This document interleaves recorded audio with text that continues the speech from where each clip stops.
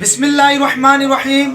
عن سہل بن سعد رضی اللہ تعالی عنہ قال قال رسول اللہ صلی اللہ علیہ وآلہ وسلم وَإِنَّ لِكُلِّ شَيْءٍ صَنَامًا وَإِنَّ صَنَامَ الْقُرْآنِ سورة البقرہ من قرأها في بيته ليلا لم يدخل الشيطان بيته 3 ليال ومن قرأها نهارا لم يدخل الشيطان بيته 3 أيام.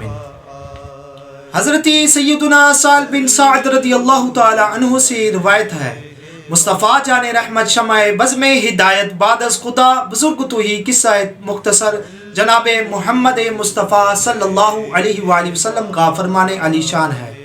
ہر چیز کے لیے ایک بلندی ہوتی ہے، قرآن مجید کی بلندی سورۃ البقرہ ہے.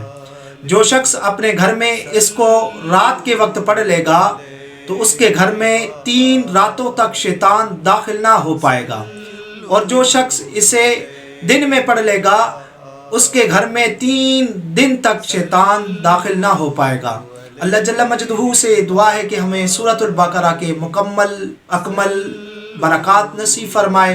وما توفیقی الا باللہ. صلو علیہ وآلہ